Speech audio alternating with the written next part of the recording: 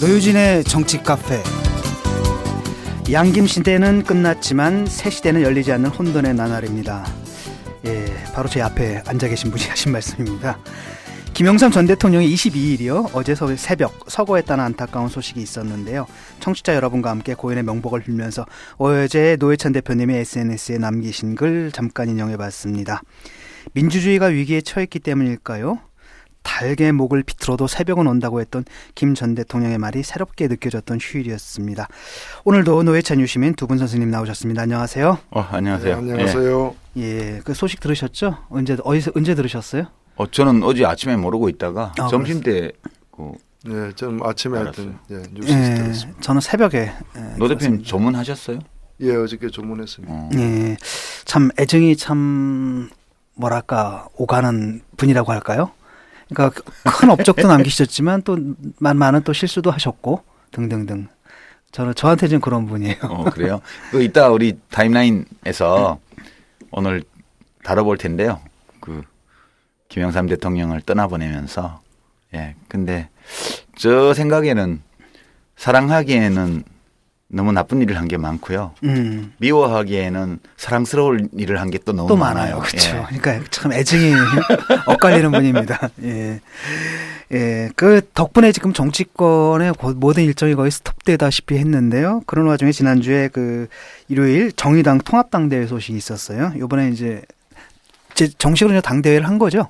그래서 대표가 지금 공식적으로 공동대표 3인 공동대표 시스템으로 좀 돌아가게 된 걸로 알고 있는데 상임대표는 심상정 상임대표 그다음에 김세균 상임대표 나경채 3인 두 분은 공동대표. 공동대표 이렇게 되어 있습니다. 예, 얘기거리가 유난히 많았던 한 주였는데요. 야구 소식도 있었죠. 예. 야구 일본이 집안 잔치 하려고 동네 친구들 불러놓고 이렇게 폼 잡았는데 한국 대표팀이 가서 그 잔치 다 될 무렵에 가서 발로 차서 엎어버렸잖아요. 그러게 말이죠. 근데 오타니인가 그 투수는 진짜 괴물 투수라고요. 뭐 공에 손을 못 대던데 뭐. 우리 한때 우리도 선동열 선수나 이런 선수들 전성기 때 그랬을 것 같아요. 그랬는데. 그런가 하면 이제 또 빼놓을 수 없는 소식이 있었습니다. 뉴욕 타임즈에서 박근혜 대통령에 대한 사설을 실었거든요. 근데 그게 명문이라서 제가 좀 한번 인용을 할까 합니다. 사설의 제목은요, 한국 정부 비판자들을 겨냥하다라고 하면서 박근혜 정부를 상당히 신랄하게 비판하는 사설을 상당히 이례적이죠. 실었습니다. 대를 이어신네. 예. 그래서 짧지만 잠깐 한 1분 정도 걸리니까 제가 전문을 한번 인용해 보도록 하겠습니다. 왜냐하면 이게 전문 실린데보다는 보통 이렇게 토막토막 해가지고 인용 보도를 많이 하더라고요. 그래서 읽겠습니다. 한국인들은 자신들의 나라를 국제적인 산업 강국으로 만든 급속한 경제 발전만큼이나 그들 사회가 독재를 벗어나 역동적인 민주주의를 구현한 것에 대해 자부심을 가질 만하다. 그런 만큼 북한의 꼭두각시 정권에 비해 마치 낮과 밤처럼 대비되는 남한의 민주주의를 역행시키려는 박근혜 대통령의 의도가 드러나고 있다는 점을 우려한다. 지난 주말 수많은 한국인들이 정부의 두 가지 억압적인 정책에 항의하기 위해 거리를 가득 메웠다. 하나는 교사들이 독립적으로 선택할 수 있는 역사 교과서를 국정 교과서로 바꾸려는 것이며 또 하나는 족벌 기업들이 노동자를 좀 더 쉽게 해고할 수 있도록 노동법을 개정하고자 하는 것이었다. 박 대통령은 또한 소셜미디어나 인터넷상의 반대와 비판 여론 등을 통제하려고 시도하는 중이다. 토요일에는 남한에서 가장 인기 있는 메시징 앱 카카오의 전 공동대표 이석호 씨가 사임했다.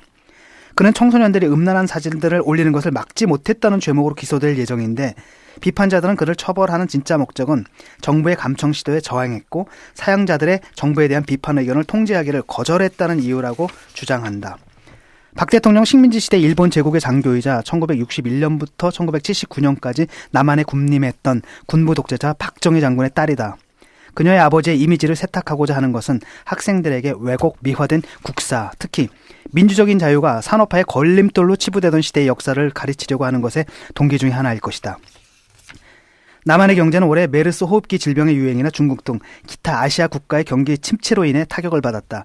그러나 한국 경제 외부 평가에 대한 가장 큰 위기는 경제적인 것이 아니라 정치적인 것, 즉 역사를 뜯어 고치려는 시도와 반대를 탄압하려는 박근혜 대통령의 위압적인 시도에서 올 것이다. 상당히 이례적이죠. 이런 식의 강렬한 비판을 좀 실었는데. 근데 재밌는 것이 이걸 싣고 며칠 있다가 김영삼 대통령이 서거했지 않습니까? 엊그제 어제 새벽에 서거를 했는데 그렇게 되니까 김영삼 대통령의 의원직 제명을 초래했던 뉴욕타임즈 뉴욕타임즈 인터뷰를 재게재했어요. 예, 다시 실었어요. 예. 다시 게재했어요. 1979년 10월 달에, 9월 달에. 9월 달에 그 인터뷰했고 그 내용 때문에 사실 제명된 건데 그걸 빌미로 뉴욕타임즈에서 김영삼 대통령 서거 소식을 듣고 그때 그 문제가 됐던 묘한 인형이네요. 그 아버지 때는 뉴욕타임즈 인터뷰고 지금 대를 이어가지고 뉴욕타임즈한테 욕먹는 거 아닙니까? 그게 1979년 6월 16일자 뉴욕타임즈 인터뷰였는데요. 9월 아닌가? 9월 16일자. 그 미국 정부가 박정희 정권 지지를 철회해라 이렇게 요구를 했습니다. 이거에 대해서 공화당하고 유정회가 헌법 질서를 부정하고 사대주의 발언을 했다고 제명을 했어요. 그게 이제 헌정 사상 최초의 의원 제명 사건이죠. 요번에 그 두 번째가 또 딸 때. 따님 때 또 두 번째 그 제명 사건이 있었습니다. 하여튼 얘기거리가 유난히 많았던 한 주였는데요. 새로운 한 주 한국 정치는 또 어떤 모습으로 국민과 만날 것인지 정치 카페 77회에서 실마리를 찾아보시기 바랍니다. 잠시 전하는 말씀 듣고 들어오겠습니다. 대한민국은 왜 되찾고 싶었던 나라에서 떠나고 싶은 나라가 된 것일까? 대한민국은 왜 헬조선이란 말이 유행하는 나라가 된 걸까? 대한민국은 왜 국정교과서 체제로 퇴행하고 있는 것일까? 한국 현대사의 진실과 화해를 위해 노력해온 비판적 사회학자 김동춘 교수의 새 저서 대한민국은 왜에서 그 답을 찾아보십시오. 국정교과서에는 나오지 않는 진짜 한국 현대사 대한민국은 왜? 사계절 출판사. 안녕하세요. 정치카페 애청자 여러분. 저희는 네이버 카페 두 바보의 재무설계 이야기를 운영하고 있는 방가 이가입니다. 재무설계라고 하면 돈이 많은 분들만 받는 서비스라고 생각하시나요? 그렇지 않습니다. 사람마다 꿈의 크기가 각기 다른 만큼 그에 꼭 맞는 계획을 세우는 것이 재무설계입니다. 여러분은 어떤 꿈을 가지고 계신가요? 현실에 치여서 실행을 미루고 계시진 않나요? 꿈에 한 발짝 더 다가가실 수 있도록 당신만의 재무 맞춤옷을 디자인해드리겠습니다. 우직하고 정직하게 일하는 친구 두바보를 네이버에서 검색해주세요.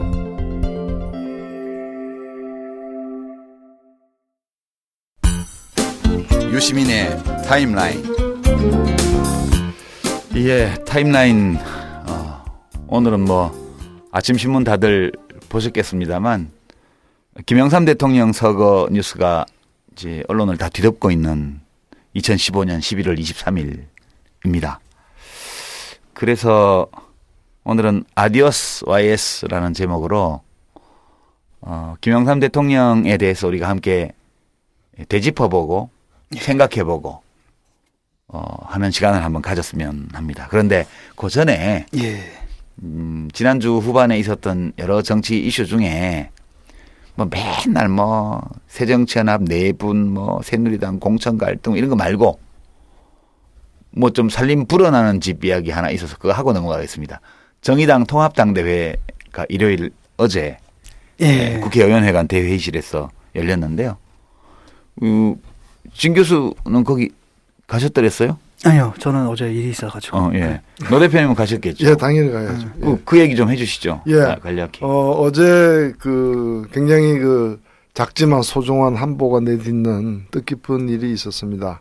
그동안 이제 진보 정치, 진보 정당 이러면 늘 이렇게 쪼개졌다 갈라섰다 이런 이제 망했다 이런 이제 안 좋은 소식만 좀 많이 들려서 안타까웠는데 어제는 모처럼 이렇게 합쳐지는 좀 살림이 불어나는 그리고 흩어졌던 세력들이 모여지는 그런 이제 상황이 있었어요. 몇 차례 소개는 됐습니다만은 이른바 진보 결집이라는 이름 하에 어제 통합당 대회가 열렸어요. 그러니까 정의당을 중심으로 해서 과거에 이제 함께 하기도 했던 이제 노동당에서 이제 합류하기 위해서 나왔던 일부 분들하고 노동정치연달에서 주로 노동조합운동 쪽에 이렇게 중심이 됐던 분들, 그다음에 학계 문화계 인사가 주축이 된 국민모임 등 해서 그 3자와 정의당이 이렇게 통합을 하는 당 대회가 어제 있었고요. 있었고 거기서 이제 심상정 상임대표, 김세균 공동대표, 나경채 공동대표 세 분이 이제 통합당의 이제 지도부가 되었고요. 그래서 물론 이제 어저께 행사가 이제 통합의 완료는 아닙니다. 어찌 보면은 제가 볼 때 좀 지속적인 그 일상적인 그런 어떤 이제 새로운 세력에 합류해가는 어떤 물꼬를 튼 게 아닌가. 일종의 개문발차. 예, 그런 거죠. 그러니까 그래서 뒤에 오실 분들도 있는 거고 따라서 더 이런 걸 보고서 이제 이제 뭔가 좀 모여드는구나. 그러면 나도 이제 함께 해야 되겠다. 이렇게 그동안 좀 관망하던 분들 중에 새롭게 오는 분도 있을 것이고 또 지금 뭐 우리 정치에 희망이 없는 상황에서 정의당이 그나마 적은 힘이나마 뭔가 이렇게 고군분투하면서 앞서가는 걸 보고서 새롭게 합류할 분도 많이 계시리라고 보여져요. 예. 그 앞으로 이제 뭐 조직도 합치고 뭐 또 이래야 되지 않습니까? 이게 좀 간단한 문제는 아닌 것 같아요. 왜냐면은 뭐 지구당도 그거 다 끝났습니다. 다 끝났습니까? 아니 이제? 뭐 통합하는 절차는 남아 있는데 네. 어떤 방식으로 어떻게 통합할 것인가에 대해서는 큰 이견 없이 큰 이견 없이. 서로가 그리고 우리가 이제 뭔가 이제 일종의 콤플렉스라면 콤플렉스인데 워낙 과거에 국민들이 공감하지 못하는 그런 주제, 쟁점 가지고 다툰 일들이 많다 보니까 그리고 또 어느 쪽의 일방적인 패권주의 때문에 상처받은 분들도 많이 있기 때문에 그런 걸 좀 피하려는 어떤 노력들이 피차. 굉장히 많이 발휘된 게 아닌가. 그래서 어떠한 통합보다도 좀 조용한 통합, 잡음이 없는 통합으로 귀결됐다. 저는 그렇게 보여집니다. 그 조직 통합은 그 합의문에 그렇게 돼 있더라고요. 상호 존중과 배려의 그 정신에 따라 산다 이렇게 돼 그 정신을 있어서 계속 좀 지켜나갔으면 네. 좋겠습니다. 그 당명 때문에 제일 진통이 컸다고 들었어요. 네. 정의당 당명을 적어도 내년 총선까지는 그대로 지켜나가기로. 그런데 그 앞에 뭘 좀 붙이기로 했잖아요. 네, 이제 네. 더 크게 통합된 이 정의당이라는 걸 알리기 위해서 그 슬로건이 보니까 캐치프레이즈가 노동의 희망, 시민의 꿈. 괜찮네. 정의당. 예. 써도 괜찮더라고요. 그냥 계속 써도 되겠다. 장명하기 어려운데 예. 말씀하신 대로 뭐 정의당에 계신 분들이야 이 이름을 알리기 위해서 정말 남모르는 3년 동안 예. 눈물도 많이 흘렸고 또 고생도 많이 했기 때문에 또 현실적으로 이 선거를 앞두고 어렵게 알려내어서 이제 겨우 사람들이 인지하기 시작한 이 당명을 또 바꾸는 것은 대단히 이제 효율적이지 못하다는 생각을 많이 갖고 있었고 또 새롭게 합류하는 분들 같은 경우에는 어찌 보면 또 당연히 완전히 새로운 당의 이름으로 이렇게 새살림을 하고 싶은 그런 욕구 당연히 있는 것이고 그래서 합의되지 못했는데 결국 그분들이 이 정의당명을 계속 쓰는데 동의를 해 주셨고 총선 끝나고 6개월 끝나고 뭐 다시 네. 어떻게 할 것인가를 논의하면 되는 것이니까요. 그래서 그 대신 이 당명 앞에 뭔가 좀 더 보완하는 그런 이제 문구를 쓰자고 했는데 이게 잘못 쓰면은 오히려 원래 이름을 갖다가 더 이렇게 어지럽게 만들 수도 있습니다. 그런데 이번에 산뜻하게 잘 만든 것 같아요. 예, 노동의 정치, 노동의 희망, 시민의 꿈. 예. 저는 보면서 이게 참 괜찮다. 왜냐하면 평소에 제가 늘 느끼던 아쉬움이 노동자라고 해서 노동자의 정체성만 가진 건 아니잖아요. 다 또 다른 공간에서는 나라의 주권자인 시민으로서 당연하죠. 자기 권리와 의무가 또 있는 거고. 예, 그 리버럴리스트 입장에서는 더욱 더 그러시겠죠. 그렇죠. 그리고 이제 그 노동자도 다 시민이고, 그렇죠.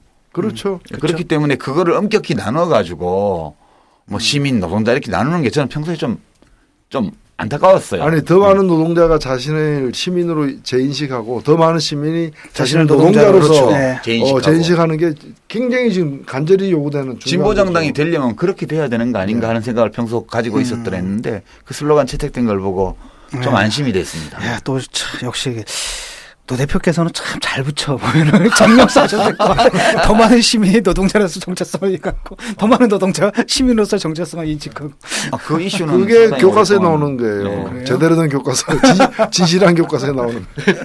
그 지금 웃음소리 들리셨는데 네. 이따 2부에 우리가 100분 토크 시간에 우리 경제 상황에 대해서 짚어보고 또 경제 전망을 해보고 또 나라를 더 살기 좋은 곳으로 만들기 위해서 어떤 경제 정책이 필요한지 이런 거 이제 다뤄보려고 칼플라니 연구소 정태인 소장을 모셨는데요. 시간이 돼서 예. 오늘 그냥 타임라인에도 같이 들어오셨어요. 그냥 밖에서 뭐하냐 이제 정식 인사는 이따 하고 오늘 약식 인사 안녕하세요. 어서 오세요. 네, 안녕하세요. 그러니까 방청하시기엔 아까운 분이라서 그래가지고 참전을 유도시켰습니다. 정의당 당원 아니시죠? 예. 저는 그 유시민 대표가 이 폭력 그때 사실은 저는 진보신당 때 그만뒀고 재 선거하고 그만뒀었는데 그리고 이제 다시는 당 안 한다 그랬는데 이 유시민 대표였나요? 하여튼 그리고 심상정 대표가 이제 폭력 사태에 휘말리는 걸 보고 제가 그때 이제 통합진보당에 들어갔죠. 그리고 또 한 달도 안 돼서 그때 입당을 했다고? 그때 제가 미쳤어 아주. 열받아서. 진보 시즌 2 그러면서 이제 들어갔다가 또 그다음에 또 한 번 또 거꾸로졌잖아요. 그래서 탈당하고 그리고 는 당 적이 없습니다. 이게 충동 입당하셨다가 원래 정당이라는 게 이렇게 들락날락 할 수 있어야 돼. 그게 좋은 거예요. 근데 그 당명은 제가 옛날에 노 대표한테 한번 추천한 당명이 있는데 뭐 평등생명당 그래갖고 이걸 요약하면 평생당. 좋잖아요. 평생 당원하라고? 안 되겠다. 그래서 이거는 총선 지난 역시 장명은 저 노 대표께. 그거보다는 차라리 민들레당이나 민들레당이. 그래. 총선 지난 다음에 꼭 추천해 주십시오. 예, 평생당. 알겠습니다. 자, 유력한 이제- 당으로 퐁당퐁당과 함께. 퐁당퐁당. 와, 그거 좋다. 예. 본격 직장인 드라마 공생 대리운전 편. 불금에 야근하느라 수고했어. 그냥 가기 아쉬운데 가볍게 한잔 하시죠. 아니 나 차 가져왔는데. 귀가는 안전하게 착한 콜 대리운전으로 하시면 되니까요. 오 그래. 그 부를 때마다 500원이 기부되는 착한 콜이 있었지. 열심히 일하고 한잔하면서 안전한 귀가에 기부까지 하니 이런 게 공생이지 뭐겠어. 응? 딴지가 기부 내역을 검증한 착한 콜 1800-9998 대리운전도 믿고 맡기세요. 꽃배달은 1800-9222 퀵서비스는 1800-9668로 착한 콜 하실 수 있습니다. 타임라인 원래 잡았던 주제 아디오스 IS라는 주제로 와서요.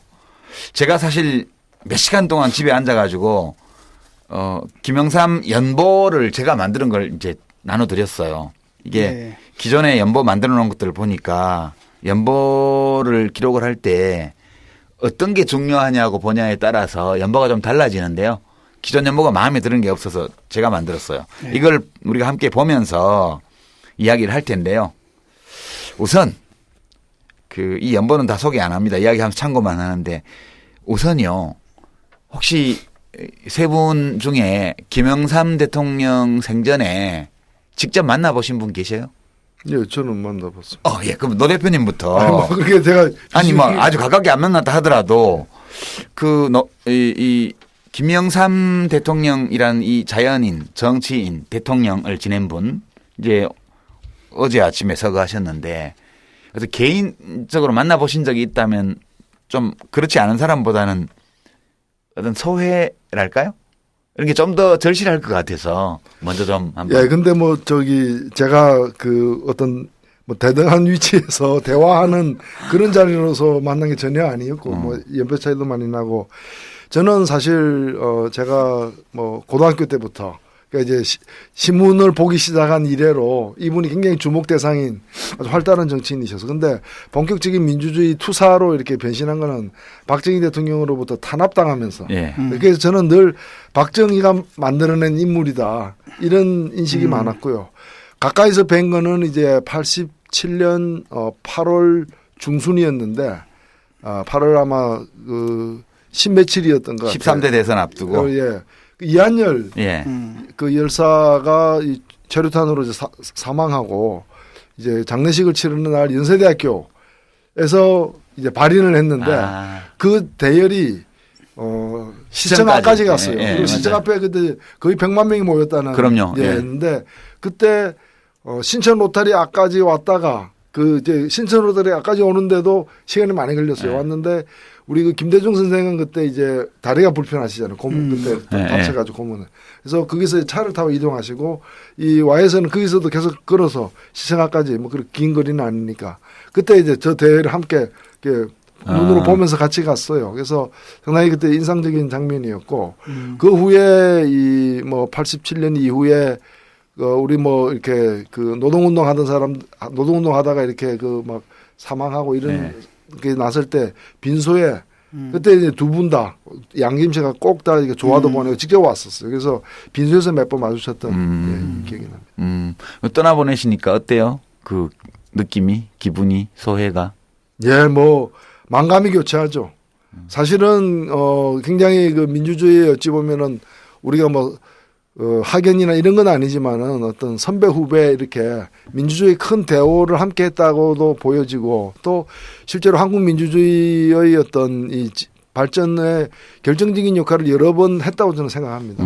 특히 이제 대통령이 되어서 추진했던 정책 중에 보면은 그런 거 있다고 생각되는데 다른 한편으로 보면은 또 이 대통령이 되고자 하는 민주주의에 대한 어떤 헌신과 별도로 민주주의 시대에 대통령이 되겠다라는 이건 사실은 어찌 보면 개인적인 야심인 측면도 많죠. 그런데 되기 위해서 민주주의를 갖다가 거꾸로 돌리는 그 3당 합당과 같은 그런 일을 사실은 도모하고 추진했던 분이잖아요. 또 그 혜택을 받던 분이고 사실 지금 부산이나 경남이나 이런 지역들 보면은 과거에 야당세가 굉장히 셌던 지역이에요. 네. 지금까지 왜 이쪽이 완전히 묻지마 새누리당으로 지지가 됐는가 하면은 이 3당 합당 이후로 김영삼 씨를 지지했던 그런 이 야당세들이 글로 가버린 거죠. 글로 한번 가고 다시 안 오고 있다는 거예요. 사실 이걸 띄어내는 게 앞으로 우리 사회가 그 얘기는 이제 이따 좀 더 해보고요. 저는 개인적인 소회를 여쭤봤습니다. 근데 역시 공적인 소회를 말씀하시는 역시 정치하시는 건 달라.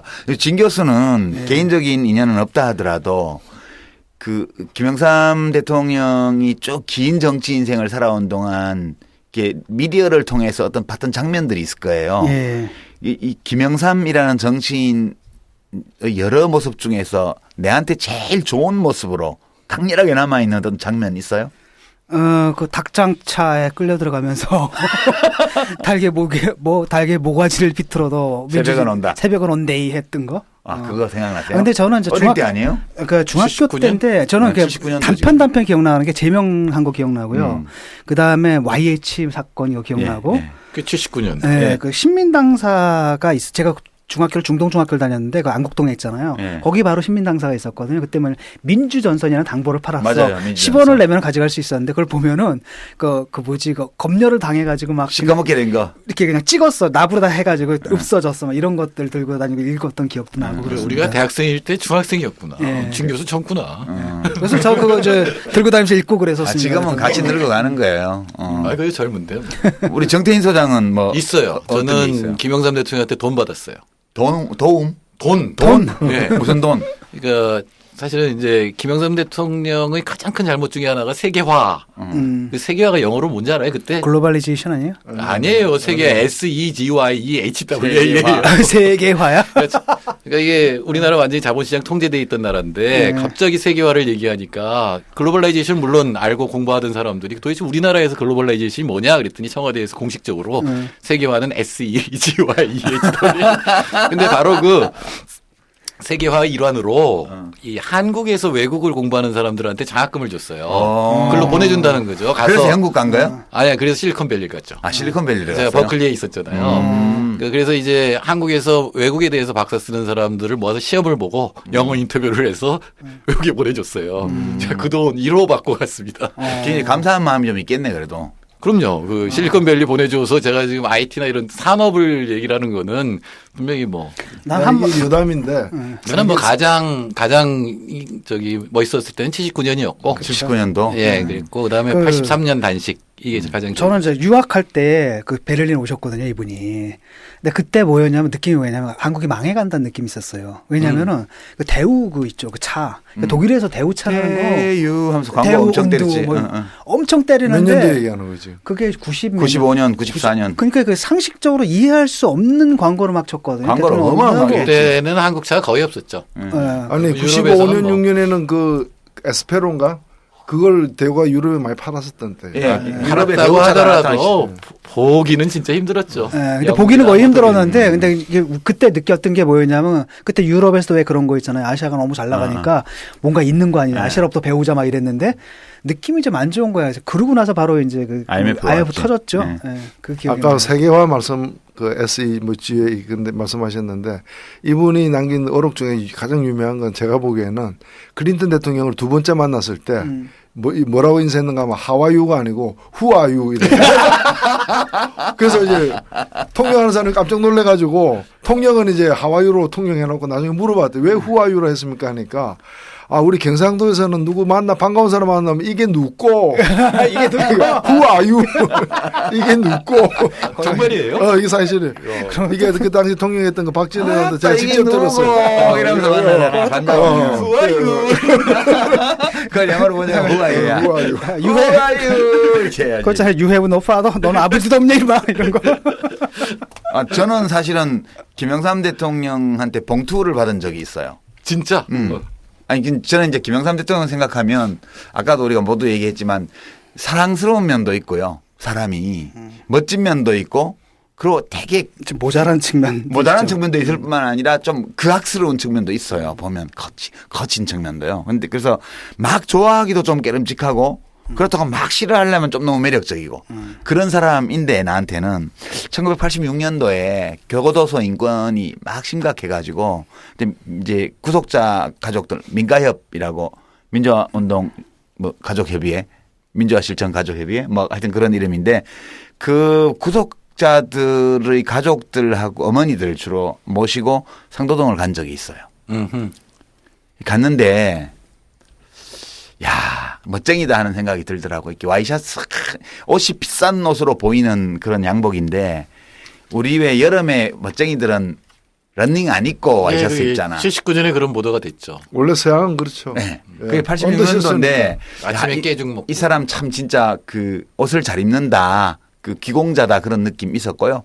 그래서 이제 교도소 상황에 설명해 주고 뭐 이렇게 하고 나서 또 위로도 해 주고 어머니를 그분들이 저 김영삼 씨가 그렇고 나오는데 그 제 기억에 그때 수행실장 했던 청와대에서 김기수 실장이라고 그분이 수행비서였는데 나올 때 이렇게 총재님 주는 거라고 봉투 하나 주더라고요.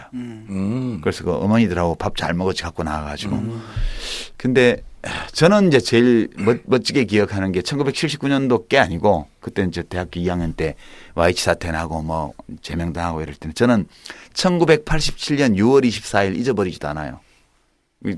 제가 속해 있던 그룹 불법 단체지.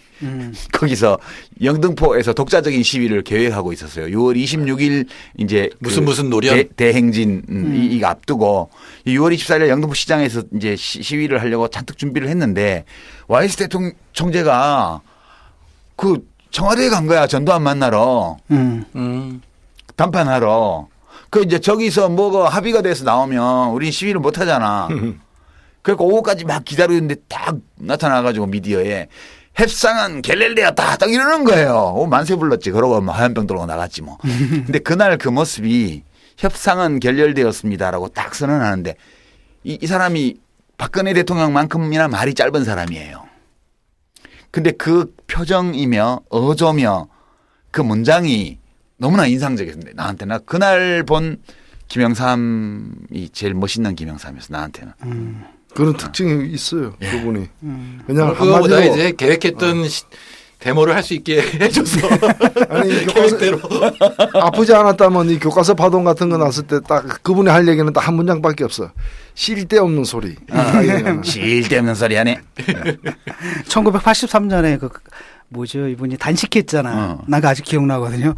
서클 선배 하는데 난 너무 순진했던 거야. 근데 서클 선배가 딱 보더니 이 사건을 딱 보더니 하는 얘기가 역시 OS는 정치적 감각이 뛰어나 이렇게 얘기를 하더라고요. 그 순간에 난 너무 이거 무섭다 현실이. 선배들은 저렇게 보는구나 이랬던 기억이 나요. 그때 언론에서 김영삼 씨의 단식 투쟁에 대해서 보도를 할 수 없었기 때문에 보도 지침 때문에 현안이었죠. 시국 현안. 네, 시국 현안이라고 보도하거나 거기서 한 걸음 더 나가서 재야 인사의 식사 문제라고 보도했어요. 그 기억나죠? 예, 예. 재야문사의 식사.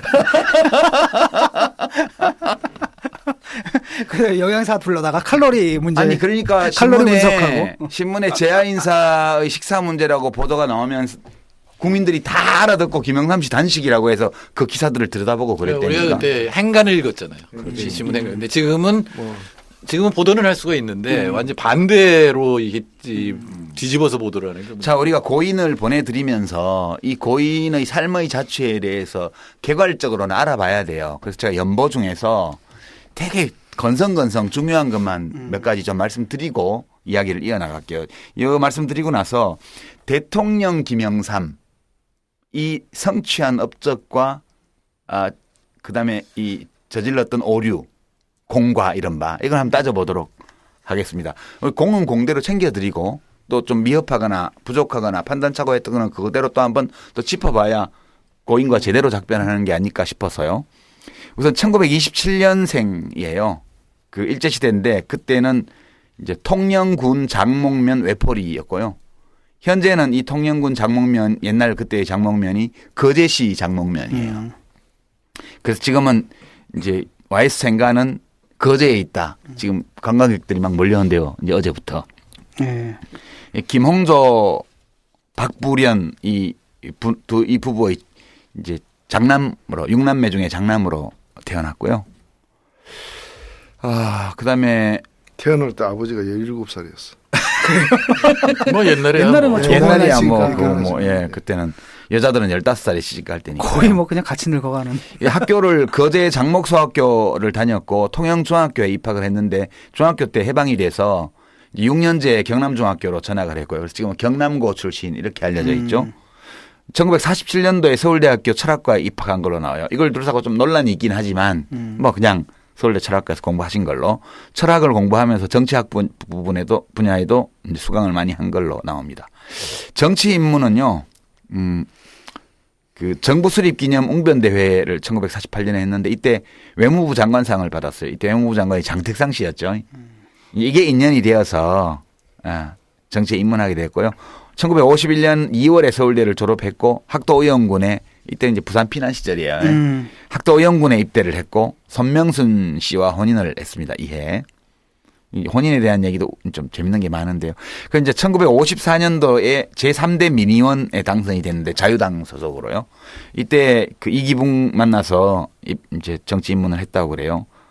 그렇게 해서 만 26세, 우리 나이로 28세의 최연소 국회의원이 됐고 그 해에 삼성개헌 비판하면서 자유당을 탈당해서 민주당으로 넘어갔습니다. 삼성개헌이에요 이게? 예, 이승만 삼성개헌이요. 4.4.5입 개헌이라는 4.4.5입 개헌이죠. 예, 부결됐는데 그걸 반올림해서 통과시킨 이것 때문에 자유당을 탈당해서 민주당으로 넘어갔고요. 그 뒤로 구선 의원을 했습니다. 대통령도 지냈고요.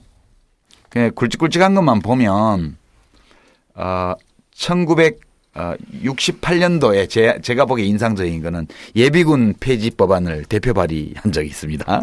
향토 예비군 폐지 법안을요. 아직도 폐지 못하고 있잖아요. 예, 1969년 11월에 40대 기술론을 최초로 들고 나와서 대선 출마를 선언했고요.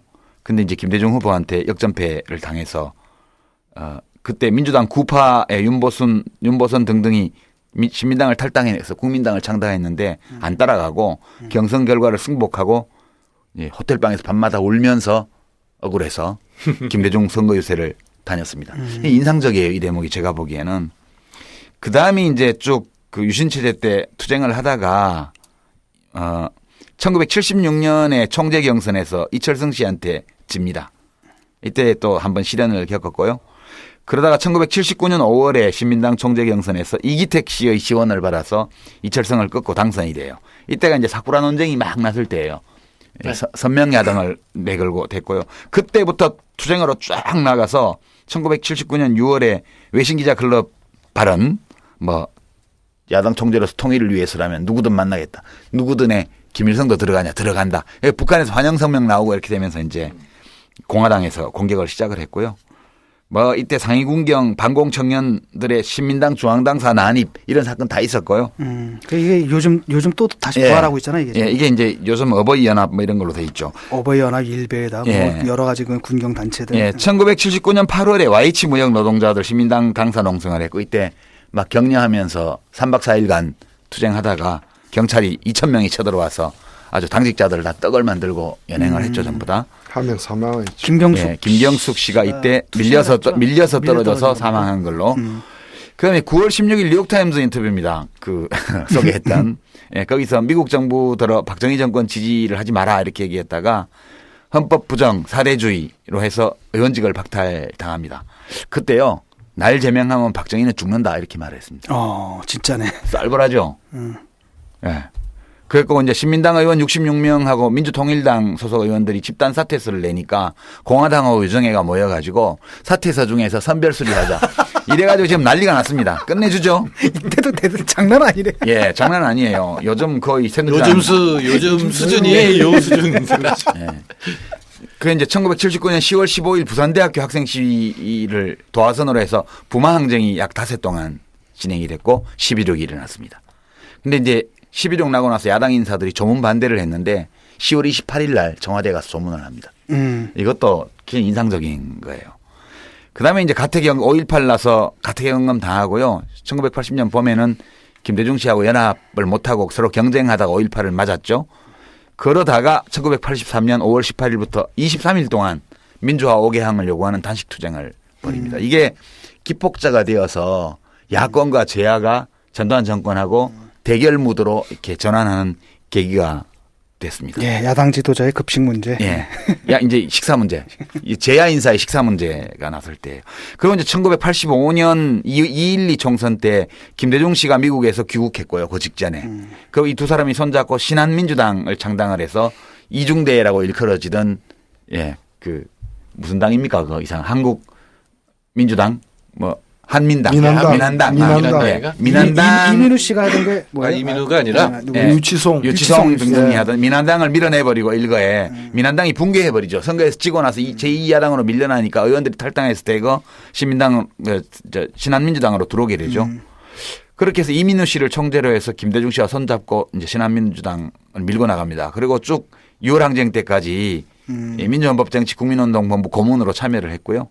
그리고 아시는 것처럼 6월 항쟁 이후에 김대중 후보와 씨하고 후보 문제로 갈등을 하다가 따로따로 당을 만들어서 예, 출마해서 28% 얻고 집니다. 그리고 절치부심 총선을 치렀는데 제2야당으로 밀려났고요. 그래서 1990년 1월에 예, 김정필 노태우 씨와 손잡고 전격 3당 합당으로 민주자유당을 창당해서 대표가 되죠. 이제 그 뒤에 쭉 가서 이제 대통령이 됐고요. 1992년도에 드디어 이제 대통령이 됐고요.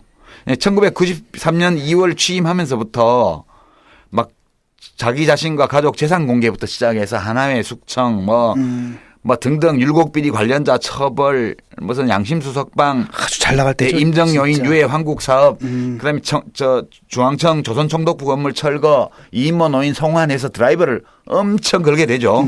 이때 지지율 90%. 네, 그럴 때 어마어마한 인기를 누렸고요. 전두환 노태우 씨를 잡아넣었습니다. 광주 민주화운동 특별법을 제정하라고 지시를 했고요. 이때까지 잘 나갔던 때고요. 이제 1994년에 1차 북핵위기 맞아서 미국 클린턴 대통령하고 갈등을 일으켰죠. 미국이 북한을 폭격하는 거 반대를 했고요. 그다음에 뭐 이런저런 과정을 거쳐서 그 이제 민자당을 해산하고 신한국당을 95년에 만들었고요. 그다음에 1996년 12월에 이제 우리 1인당 GDP가 1995년 $10,000를 넘어서 가지고 이때 1996년 12월에 경제협력개발기구에 가입을 합니다. 그리고 이제 여세를 몰아서 97년 1월 달에 노동법 날치기를 했다가 이제 사과를 하고 원위치시킨 일이 있었고요. 그해 2월에 차남 김현철 씨가 뇌물수수 권력남용 혐의로 구속이 됩니다. 이때 대국민 사과 성명을 발표를 했고요. 97년 초부터 한보철강 기아자동차부터 이제 부도 사태가 시작이 되어서 97년 말 외환위기로 IMF 구제금융을 받게 되고요. 98년 2월에 퇴임하고 그 뒤에 인기 없는 전직 대통령으로 지금까지 지내왔습니다. 전직 대통령으로 지내는 동안 후임자들에 대한 아주 독한 말들을 많이 했고요. 그중에는 참 공감이 되는 것도 있고 별로 안 되는 것도 있고 핀트에서 어긋난 말도 있고 사실을 너무나 꿰뚫어 본 말도 있습니다. 이따건 다뤄보기로 하고요. 이런 정도 이 고인의 일생을 그냥 주마간산식으로 훑어봤습니다.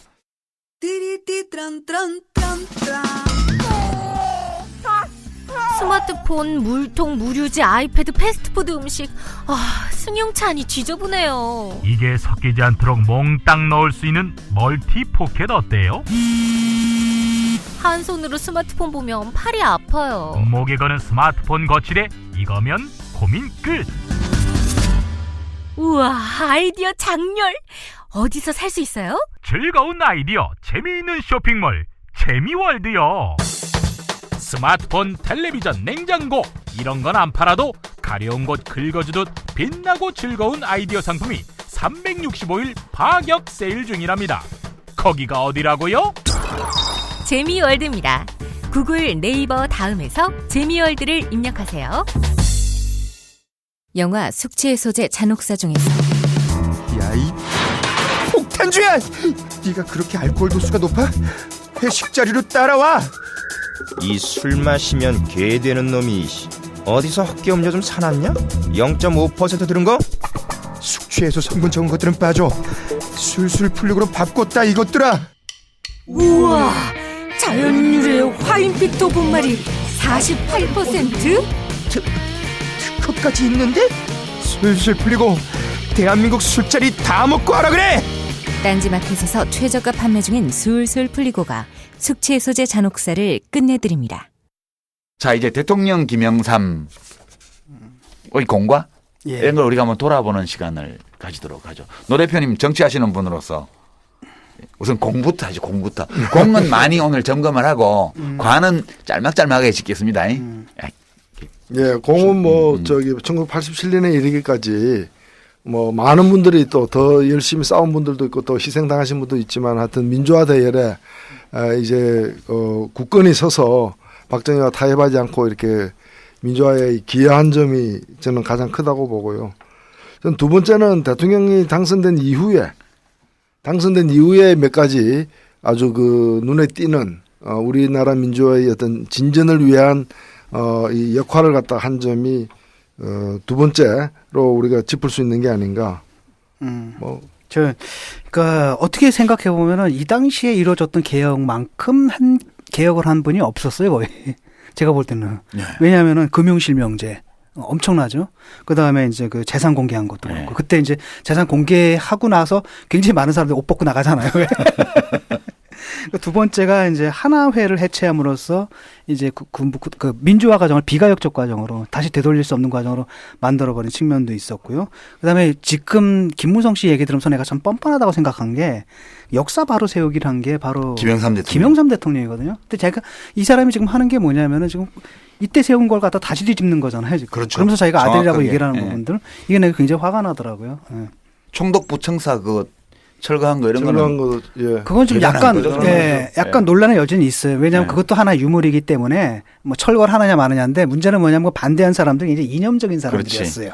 이게 무슨 문화재를 평소에 사랑하던 사람들이 얘기했으면 내가 오케이인데 친일파들이. 그러니까 친일파들이 이제 그걸 얘기를 한 거죠. 제가 요걸 하나 소개시켜드리고 싶은데요. 조선 총독부 청사 철거를 반대하고 5.16을 혁명이라고 떠드는 세력들이 바로 교과서 국정화의 주역들인데 이승만은 독재하다 미국으로 쫓겨나 결국 거기서 생을 마감했고 박정희는 종신을 꿈꾸다 결국 부하의 총에 최후를 맞았다는 사실은 결코 숨길 수 없다. 이게 바로 보름 전에 우리 김영삼 이 전 대통령의 아들 김현철 씨가 트위터에 올린 글이에요. 그러니까 이 아들하고 또 다른 정치적 아들하고 너무 달라. 이 문제에 관해서는. 작년 이맘때인데 김현철 씨가 트위터에 글을 올렸어요. 그때 김무성 대표는 친박 비박 사이에 저 줄타기 그만하고 우리 아버지 1년 넘게 입원 중인데 병문안이라도 한번 오지 이렇게 올려가지고요. 그거 올라오고 나흘 뒤에 병문안 갔어요. 그 김무성 씨가 마지못해가지고 무슨 아들이 아버지가 노안으로 입원해 계신데 1년 동안 면회를 안 가. 병문안을 안 가요. 병문안도 안 가고 지금 또 갑자기 아들 자처하고 또 상주 자처하잖아요. 그러니까 대개 보면 과거에 이제 그런 경우에 뒤늦게 이렇게 방황하다가 돌아왔을 때는 스스로를 돌아온 탕자 뭐 이렇게 얘기하지 않아요. 자기가 후계자래요. 그리고 또 하나는 이제 그런 것도 있었습니다. 이렇게 아주 굉장히 과감한 건데 아까 그 의원 시절에도 그런 말했다가 그 난리가 났었는데 김일성을 만나려고 했던 거. 근데 그게 이제 김일성 사망 때문에 못 만난 걸로 제가 기억을 해요. 이건 좀 약간 복잡한 문제가 있는데 이따 그거는 또 다뤄보죠. 저는 사실은 김영삼 대통령 하면 업적이 많이 있어요. 사람들이 이게 어제 내린 눈처럼 이제는 현실이 되어 있기 때문에 별로 기억 안 해서 그렇죠. 저는 김대중 대통령이 먼저 대통령이 되었으면 이거는 못했으리라고 봐요. 하나에 숙청한 거예요. 못했죠. 그 김대중 대통령은 맨날 공산당으로 몰려가지고 굉장히 어려운 조건에 있었고 71년에 했으면 하나회가 안 생겼겠죠. 그렇지. 그때 되면 이제 하나회 사실 그게 우리나라 역사에서 가장 중요한 시기였는데 크지를 못해. 하나회는 전두환을 수괴로 해서 TK를 중심으로 육군 사관학교 출신의 고급 장교들의 사조직을 만들어서 오랫동안 운영해 오면서 군의 인사를 독점하고 횡포를 저질렀던 그 정치군인 집단의 사조직이었거든요. 지금 청년들은 잘 모를 거라 이 하나회를. 거기까지가 군부 정치였죠. 그래서 그들은 뭐 대통령까지를 언제나 생각하고 있었던 사람들이니까. 근데 이제 그 뒷얘기를 이렇게 들어보면 그 국방장관이랑 이런 사람 육군참모총장 이런 사람들 갈아치울 때 이랬다는 거 물어봤대요. 그 군인 장성들도 그 자리 그만둘 때 사표 냅니까? 이렇게 물어봤더니 그 김진영 육군대장인가 그 양반이 그때 와가지고 아니 군인들은 그냥 통수권자가 명하면 인사가 이루어지는 겁니다. 사표를 안 내도 사표를 안 받으셔도 통수권자가 명만 하면 그냥 교체되고 임명되는 거라고 그게 무슨 공무원들하고 달리 그게 사표 받는 게 아니라니까 그래요? 알았어요. 그리고 그날 밤에 하나의 핵심이 현직 있는 사람 중에는 김동진 육군참모총장하고 서완수 기무사령관이 하나의 핵심이었어요. 이 두 사람을 밤사이에 그냥 경질해버린 거예요. 그냥. 네. 그러면 이어서 그 다음 주에 들어가서 수방사 사령관, 특전사령관은 아예 전역조차 해버렸어요. 옷 벗겨버렸어요. 1군 사령관, 3군 사령관, 2작전 사령관, 군단장, 사단장 여러 명, 여기서 한 40명 이상의 하나회 소속 장성들을 차례차례 한 달에 걸쳐 갖고 다 날려버려요. 발본색원을 한 거네요. 저는 이게 화끈하네. 이 YS 대통령이 일종의 협객 기질이 있는 사람이라고 봐요. 가끔 개팩하고 엉뚱한 짓을 해서 엉뚱한 데 칼질을 하긴 하지만 명확하게 이렇게 불의가 저질러지고 있고 그리고 나의 정당한 권한을 짓밟고 이놈들이 도전한다 싶으면 그냥 딱 칼 빼들고 그냥 쳐내는 사람이에요. 진짜 시대의 협객 같은 느낌의 칼질이에요, 이거 진짜. 그래서 나는 이게 한국 사회를 정치군인들의 쿠데타에 대한 공포감에서 해방시킨 일대 사건이다, 이거는. 자유주의자의 그렇죠. 입장에서 볼 때 이게 제일 위대한 업적이 아닐까? 예. 여기다가 또 이 본인의 이런 협객 성격은 초기에 그 강요들 임명했을 때 그 여러 가지 이제 재산상 문제라거나 뭐 이런 그 개인적 비리 이런 게 드러난 사람도 있어요. 그거 전부 다 바로 쳐버리잖아.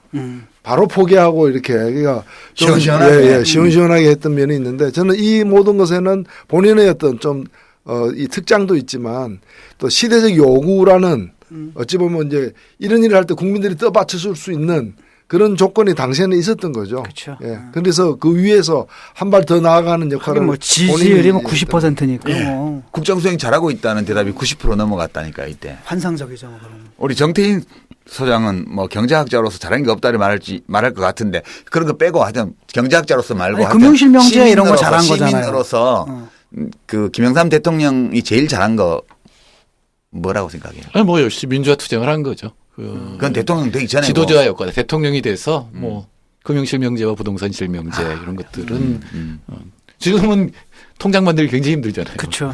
대포 통장 때문에 본인 가야 되고 나 귀찮아서 못 만들겠더라고요. 근데 뭐 그렇게 되는 그 첫 단계를 갖다 놓은 거니까. 이거를 대통령 긴급 명령으로 했어요. 그렇죠. 금융실명제를. 토론하고 이렇게 되면 안 될 거라는 안 생각이 되니까 보니까. 그냥 앞침에 발표를 해버린 거죠. 그러니까 뭐 3명인가 4명만 알았다는 거 아니에요? 사전에? 그러니까 문제는 명명백백한 것들을 과감하게 실천할 줄 아는데 이제 큰 문제를 과감하게 한 게 문제죠. 세계화, 자본시장 개방이라. 그러니까 명명백백하지 않은 거에는 오류가 많아. 그렇죠. 근데 하나의 척결이나 부동산 그 공직자 재산 공개나 부동산 실명제나 뭐 금융 실명제나 이런 거는 명확한 거니까 이런 데는 칼질을 엄청나게 잘하는 분이에요. 인기를 많이 얻었고. 근데 이제 신중하게 장기적으로 검토해야 될 부분들도 과감하게 했기 때문에 그게 결국 잘 모르는 건 안 해야 되는데. 예, 사실은 그 외환위기만 없었으면 김영삼 대통령은 괜찮은 대통령. 예, 지금 뭐 3위 안에 들었을 것 같은데 그렇죠. 외환위기가 모든 걸 다 잡아먹었죠. 그렇죠. 예. 그 한보 그다음에 저기 김현철 사건 것 때문에. 네, 마지막에 아드님. 그 역사 바로 세우기 같은 경우에도 쉽게 말하면 이제 그 당시 집권 여당이잖아요. 보수당이란 말이죠. 보수당에서 스스로 역사를 바로 잡겠다고 나오니까 좀 괜찮았죠. 왜냐하면 사회적 합의가 이루어지는 거잖아요. 그러니까 본인이 저기 호랑이 잡으려면 호랑이 굴에 들어가야 된다는 게 원래 삼당합당의 변이었으니까. 네, 또 실제로 그렇게 했어요. 상당부분. 그러니까 그럼 호랑이 잡았죠. 하나회 잡았죠. 그다음에 저 전두환하고 노태우 감옥 보냈잖아요. 네. 그때 진짜 통쾌했는데 일본에 있었는데 그 누구죠? 그때 제 아내하고 그다음에 그 아내 그 직장 상사인 독일 여자랑 있었거든요. 일본말을 굉장히 잘하는 분이에요. 근데 이렇게 일본 사람들이 지하철에서 이렇게 신문을 딱 읽는데 한국에서 저 대통령 둘 구속 이렇게 나왔거든요. 이 사람이 갑자기 일본말 독일 여자가 다 안 왔다 다치도 보라고 당신들 좀 보라고 한국처럼 하라고 당신들 뭐 하는 거냐고 지금 그랬던 기억이 나요. 나는 이때 여러 차례 그 저기 연희동에 저 전두환 체포죠. 집 앞에 이렇게 그 전두환 구속하라 뭐 이런 거 들고 가서 이렇게 시위도 하고 그 뭐 기자회견도 많이 하고 이랬는데 실제로 이걸 갖다 이렇게 구속시킬 줄은 몰랐다. 네. 대단히 또 화끈했죠 정말. 네. 그 결단의 정치인 예. 맞아요. 대통령으로 있을 때 특히 전반기에 했던 이 정치개혁, 사회개혁, 경제개혁 이런 것들은 정말 눈부신 그런 스피디했고 예, 업적이 과감했고. 전광석화처럼 해치운 그런 것들이 많아요. 이제 후반기로 가면서 여러 오류들이 빚어졌는데 자 이제 공은 막 충분치는 않아도 우리가 좀 아낌없이 인정할 부분들이 있는 것 같아요. 이제 그 정도 하고 대통령으로서 하지 말았더라면 좋았을 것이나 또는 다르게 했더라면 더 좋았을 만한 것들 이른바 과라고 말하는 거 이런 것도 있을 것 같아요. 진 교수부터 한번 모두 까기의 달인이시니까 잘 깔 수 있을 것 같아요. 나는 느낌이 됐던 게 그때 세계화 때 있잖아요. 그때는 독일에 있었는데 한국에 미쳤다는 느낌이 들었어요. 왜냐하면 그때 거품이 들었나? 사람들이 막 헛바람이 들어가지고 그때 조갑제가 뭐라 그랬냐면은 막 해놨는데 몽골족이기 때문에 세계로 나가야 된다. 그래가지고 기마민족의 기상을 해가지고 여기다 회사 막 세우고 막 대우가 막 폴란드 어디 막 이 난리가 나는데 그러니까 독일 사람들은 이해가 안 되는 게 어떻게 자본주의적 기업인데 이윤을 안 내고 확장을 할 수 있느냐. 뭐 이런 얘기를 하고 굉장히 불안했거든요. 그래서 그때 내가 그때 시절을 왜 기억하냐면 한국에서 온 사람들하고 굉장히 말다툼을 많이 했어요. 왜냐하면은 이거 좀 불안하다. 한국인들이 제정신이 아니었지 그때. 그때 와가지고 네가 막 외국 좀 살았다고 뭐 외국 좀 물 좀 먹었다고 나라가 잘 되니까 뭐 배앓이가 꼴리냐 막 이런 방식으로 욕도 많이 먹었어요. 그때가 단군일의 최대 호황이라 그랬거든요. 그게 뭐 그냥 웬만한 사람들 다 그러니까 학교 선생님들도 다 나라에서 돈 대줘가지고 뭐죠 이렇게 유학을 세계화. 그때 우리 그 독일 마인츠의 라인강 그 라인 골드라고 해서 유람선 코스 그 출발지가 마인츠에 있는데 거기 그 강가에 가면 영희야 철수야 부르는 소리가 온 라인 강변을 메아리 쳤어요. 한국 사람들이 워낙 많이 나와가지고. 그래서 역시 한국어가 세계의 만국 공용어다. 공항에서 들리는 건 한국말밖에 없다. 88 올림픽 이후에 이제 예, 대외적으로 개방 정책 쓰고 또 경제력이 좀 향상되면서 그렇게 된 거죠. 세계 환율이 800원이 안 됐어요. 800원이 안 됐고 그때 마르크 환율이 500원밖에 안 돼가지고 그러니까 상당히 원화가 과대평가되고 있었기 때문에 외국 가면은 진짜 굉장히 부자 같은 느낌. 성장률도 높아요. 그래 독일 그 기억나는 게 아저씨들이 따고 와가지고 독일 따고 보면 높은 건물이 없잖아요. 그러니까 딱 보니 이 자식들은 별거 아니네. 이게 기억나요.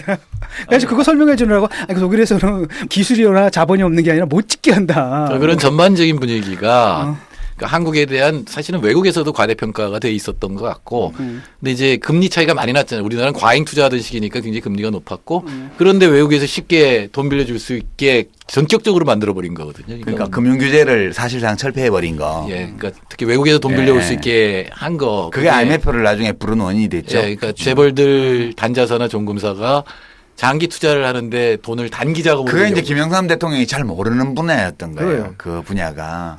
원래 그 정치민주화 이외에는 뭐 식견이 뭐 정책이나 이런 게 별로 없었던 분이기도 했고 또 그것의 폐해를 갖다가 미리 알았을 만한 그런 분도 아니었던 거죠. 하긴 관료들도 잘 몰랐는데. 관료들도 79년 이후에는 이렇다 할 위기를 맞아본 적이 없거든요. 거기다가 87년부터 야 이건 삼저라는 단기적인 현상이라고 생각했는데 그게 90년대까지 연장되니까 자신감 같은 게 굉장히 심했죠. 예, 덕분에 그 당시에 이제 그 대통령 시계를 엄청 뿌리고 가셨어요. 그거. 대통령 시계요? 영삼시계? 네, 영삼시계. 개나 손 하나씩 갖고 있는데 대통령 시계였고 저도 하나 받았습니다. 생각해보니까 외환위기도 뭐 업적이네요. 최초의 우리나라 정권 교체를 만들어줬잖아요. 그게 없었으면 김대중 대통령이 어떻게 대통령이 됐겠어요. 그렇게 말하면 또 김대중 대통령 좋아하는 분들은 섭해요. 그렇게 없었어도 됐거나. 아니 근데 그때 기억나는 게 87년 그때 선거할 때쯤 우리 유학생들끼리 투표를 했거든요. 97년. 누가 대통령이 될 것인가. 두 사람 빼고는 다 안 된다 그랬어요. 그랬는데 오히려 한국에서 온 사람들이 다른 얘기를 하더라고요. 그러니까 부산 쪽 민심이 다르다. 요번에는 좀 시켜줘야겠다는 얘기가 들린다. 그 얘기를 하더라고요. 오히려 이제 유학생들은 믿질 않았어요. 어떤 사람들은 그러더라. 할머니들 중에 얼마나 잘하려고 4번씩이 나오는지 한번 잘하나 안 잘하나 한번 보자 이러고 찍어준 사람들. 그러니까 그런 얘기를 하더라고요. 나는 그런 것도 표해요. 되려면 뭐가 되겠어요. 그러고 보니까 그 외환위기 때 우리 셋이 다 외국에 있었거든요. 저는 그때 이제 96년도에 하랄드 슈만하고 다른 사람이 있었던 세계화의 덫이라는 그 책을 독일에서 딱 나온 거를 보고 바로 한겨레신문에 연락해갖고 그 신간 소개를 했죠. 이런 게 위험을 경고하는 거라고 해서. 근데 우리나라가 금방 그렇게 될 줄 몰랐지. 노 대표님은 대통령으로서 제일 좀 안 하셨더라면 좋았을 뻔한 거 또는 다르게 했더라면 좋았을 뻔한 거 이런 게 뭐 생각나세요? 뭐 결과적으로 보면은 그 조금 전에 얘기한 어떤 그 세계화라는 큰 어떤 이 타이틀 아래 취해졌던 그런 이제 이 금융 개방 등 이제 무리한 어떤 정책들 외환시장 개방에 있어서 가이드라인을 낮춘 그 당시에 동시대에 이제 그 국가 수반이었던 말레이시아의 그 마하티르 수상하고 굉장히 대비가 됐던 그 사람 같은 경우에는 굉장히 이제 미국의 압박이 이런데도 불구하고 이제 국내 그 시장을 지키기 위해서 이제 규제를 갖다가 이렇게 유지했던 반면에 여기서는 넓혔는데 근데 그게 과연 이분이 알고 했을까? 이분이 그걸 판별을 할 수 있는 분인가에 대해서 나는 의구심이 있어요. 그러니까 그게 갑자기 미국 갔다 돌아오는 비행기 트랩에서 지금부터 국정 지표는 세계화다 선언했거든요. 그러니까 그걸 잘 모르는 분야여서 그러니까 누군가가 바람을 넣은 그렇게 입력을 하니까 이제 남의 건강은 못 빌려도 머리는 빌릴 수 있다는 지론이 있었잖아요. 또 실제로 그랬고. 근데 머리를 빌리려면 좀 머리가 있어야지. 있어야 되는 거죠. 또 하나는 사실 재벌들이 국가 권력이 도전한 건 88년부터예요. 그렇죠. 조순 부총리 있을 때. 근데 그게 완전히 재벌의 우위가 김영삼 때 됐고 우리나라의 신자유주의 이데올로기나 이론은 많이 들어와 있었지만 실질 국가 우위였는데 그게 이제 뒤집힌 것도 김영삼 때잖아요. 그때 이건희 회장이 그 얘기를 하잖아요. 2류, 3류, 4류. 국민은 1류, 기업은 2류, 정치는 3류 이런 얘기를 하고 김영삼 대통령이 고위공무원들을 삼성연수원에 보내요. 그러니까 재벌들한테 배워야 된다 이런 그런 힘의 역전이. 그런데 이제 이 경제 문제에 관한 거는 김영삼 대통령이 나쁜 의도를 가졌거나 그래서 이제 저지른 오류는 아니고 말하자면 비행기를 맡아서 조종 능력, 비행기를 조종하는 능력이 좀 부족한 상황에서 이제 일부러 저지른 건 아니라고 봐야죠. 본의 아니게 저지른 실책인데. 경제 정책이야 다 본의 아니게 저지르지 뭐. 지가 돈 받아 먹고 뭘 해줘서 사고 난 것도 많잖아 옛날에는. 그리고 그거와 연관해 가지고 지금도 되풀이되고 있기 때문에 말씀드리면 그걸 하기 위한 구체적인 정책 중에 하나가 이제 그 노사개혁이라는 이름으로 진행된 것이요. 그렇지. 노사개혁위원회를 갖다 그 시절에 만들었고 그걸 가지고 결국에는 그 만든 걸 집행한. 그래서 98년도에 노동법 개혁을 새벽에 날치기 통과로 했던 거고 그렇게 해서 만들어진 법이 집행된 게 김대중 정부 시절이에요. 그래서 사실 김대중 정부 시절에 노동자들 구속자가 많았던 많았죠. 실은 이 법 때문인 거죠. 이때 김영삼 정권이 만들어냈던 이 개혁된 노동법 때문에 많은 부분들이 정리해고 당하고 그게 저항하다가 사고가 자꾸 발생했죠. 그럼 IMF가 안 났으면 김대중 정부도 굳이 그렇게까지 할 이유는 없었는데 이제 그렇게 몰린 거죠. 그러니까 저는 사실은 김영삼 대통령이 대통령으로서 좀 안 했더라면 좋았을 법한 거 그게 1997년 1월에 있었던 노동법 날치기 그거예요. 이거 여당의 지시에서 새벽에 몰래 국회로 잠입해 가지고 통과시켰다가 난리가 났던 거 아니에요. 그래서 이거는 좀 아니었던 것 같다. 그러니까 이제 남의 머리를 빌리는 데는 빌리려는 의지와 빌리는 능력이 필요한데 빌리려는 의지는 있었으나 제대로 된 머리를 빌릴 수 있는 능력이 좀 부족했던 거 아닌가 김영삼 대통령이 이 분야에 좀 아쉽게 생각되는 대목. 유학 시절에 제가 데모하러 가서 영사관 앞에 베를린 영사관 앞에 빌릴 의사 남의 머리를 빌릴 의사가 전혀 없는 어떤 대통령보다는 낫죠 그래도. 이거 빌릴 필요가 없죠. 뭐 이미 남이 다 하고 있으니까. 그 점이 좀 그래요 대통령으로서는. 혹시 뭐 이제 다 한 사람씩 다 좀 아쉬운 거 얘기했습니다. 자 대통령 김영삼의 업적과 좀 오류 이런 걸 우리가 대체로 돌아봤고 이 오류 몇 가지가 있는 것 중에 이제 뭐 자제분의 어떤 그 스캔들이라든가 또는 뭐 그 당시 1996년에 연세대에서 막 1,000명 넘는 학생들을 잡아가지고 정경들로 다치고 그래서 연세대학교가 전 세계의 글로벌 뉴스를 탔던 적이 있어요. 발음을 서양 사람들 연세이로 내던데 연세이로. 이제 그런 거라든가 이런 게 있긴 했지만 IMF가 워낙 컸어요. 그죠? IMF를 불러들인 이 경제정책 실패의 오류가 너무 컸기 때문에 이 모든 업적, 정치적인 사회적인 업적들이 문화적인 업적들이 다 휩쓸려서 묻혀버린 그런 면이 있죠. 그다음에 스스로 희화한 면도 있어요 이분이. 예를 들어가지고 나서 그 옛날에 고대 있잖아. 고대 들어가는데 애들이 막았잖아. 그럼 돌아가면 되는데 거기서 앉아가지고 우유 가게에다 오줌 넣어가면서. 그 오마이뉴스에서 생중계하고 엄청 대박을 쳤던. 뭐냐라는 거예요. 고대압 사건. 그래서 나중에 이제 끝나고 나서 이게 이제 뭡니까 유턴해가지고 갔거든. 근데 그게 불법 유턴이잖아요. 그래가 서울시 경찰청에 근데 들어가서 그거는 나는 이해를 해. 이 YS는 어떤 스타일이냐면 내가 또 하나 김영삼 이제 정치인 김영삼으로 넘어가서 정치인 김영삼이 되게 멋지게 보였던 순간이 또 하나 있었어요. 그게 1986년도인데 그때가 86년 총각 그래서 민추협이라고 만들어가지고 민주화 추진협의회 김대중 씨하고 손잡고 그 서소문에 사무실을 내고 지금 이제 시청에서 중앙일보사 가는 쪽 가다가 대한통운 빌딩 가기 전에 왼쪽에 있었어요. 이 건물이. 그리고 그때는 서울지방법원이 또 그 오른쪽에 맞은편 쪽에 이제 옛날 서울시청 그 별관 뒤쪽에 이렇게 있었고. 근데 김영삼 씨가 민추협 공동의장인데 그날 민추협 사무실로 출근을 하는데 경찰이 봉쇄를 한 거예요. 빌딩을, 건물을. 근데 그날 얼마나 웃겼냐 하면 그게 고대합 사건을 이해하는 열쇠예요. 딱 그 김기수 수행실장한테 기수야 집에 가서 운동화 가온나 파카하고. 그러니까 김기수 씨가 차를 몰고 김영삼 씨는 거기 있고 상도동 가가지고 등산 신발하고 겨울 파카를 가지고 온 거예요. 그거 딱 입고 신발 다 갈아 신고 거기서 하루 종일 스탠딩으로 길 열어라 이놈들아. 이거 서 있는 거예요 거기. 서소문 시청 일대가 완전 교통지옥이 돼버렸어. 그 구경하느라고 사람들이 모이고 근데 해질 때까지 그걸 하더라고. 서가지고. 그 제가 야 저거 진짜 대단하다. 그러니까 열쇠긴 열쇠인데 상황을 구별해가면서 상황을 구별해야지. 그게 안 되는 거지. 그러니까 그게 잘 구별이 안 돼서 그런 건데. 아니, 근데 그건 또 그 스타일. 예, 그 스타일에다가 고대합 사건은 이분이 그 집권 초기에도 비슷한 게 있었는데 집권 초기 학생들이 막 데모하면서 그때 무슨 김영삼 독점 물러가라 이런 식으로 하니까 열받았지. 아니 내가 누구냐 이게요.